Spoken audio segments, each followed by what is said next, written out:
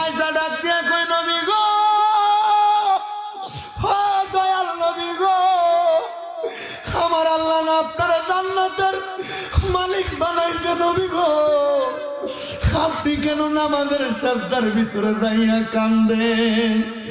আমার নবী কই আয়েশা, ও আয়েশা, আমার আল্লাহ কইছে আমি নবী যদি তাহাজ্জুদের নামাজ পড়ি আমারে মাকামে মাহমুদ দিব।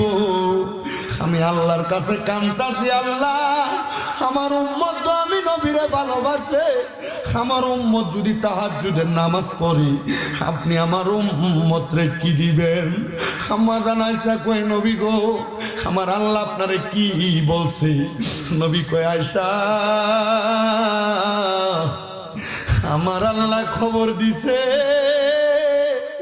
আমার উম্মত যদি তাহাজ্জুদের নামাজ পড়ে আমার আল্লাহর কাছে যা চাইবো আমার আল্লাহ তা দিব।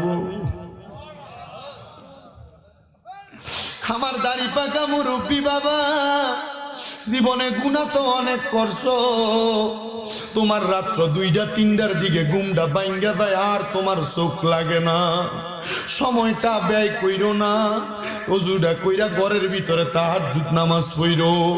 হে মা বোনেরা, তোমার ঘরের ভিতরে বরকত নাই, আল্লাহর দোহাই লাগে তাহাজ্জুদ নামাজ পড়ো।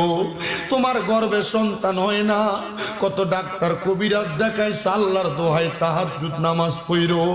হে যুবক ভাইয়েরা, বিদেশ যাওয়ার কত চেষ্টা করো, যাইতে পারো না, মেডিকেলে আসে না, তাহাজ্জুদ নামাজ পড়ো। হে ব্যবসায়ীরা, ব্যবসার মধ্যে লস খাইতাছো, তাহাজ্জুদের নামাজ পড়ো। এ চাকরিওয়ালারা, চাকরি কইরা টাকাতে বরকত পায় না, তাহাজ্জুদের নামাজ পড়ো। দেখবারে আমার আল্লাহর গোপন ভান্ডারের কত ধন সম্পদ আমার আল্লাহ তাআলা অবাক ভাবে তোমার দিয়া দিছে, কিন্তু এখানে তো অনেক মানুষ আছে 5 ওয়াক্ত নামাজ হই পড়ে না, তাহাজ্জুদের নামাজ কেমনে পড়বো? দেরে আব্বা, তোর পাও আমার সামনে দে, আমি আমার জিহ্বা লাগে তোর পাও আমি পরিষ্কার করে দিমু। দেরে মা, তোর পাও আমার সামনে দে, আমি আমার জিহ্বা লাগে তোর পাও পরিষ্কার করে দিমু। তবুও 5 ওয়াক্ত নামাজ ছাড়িস না। আল্লাহর কাছ থেকে যদি অসংখ্য বরকত কামনা করো, তাহাজ্জুদের নামাজ পড়ো, দেখবা আমার আল্লাহ তাআলা অসংখ্য রহমত আর অসংখ্য বরকত দিব।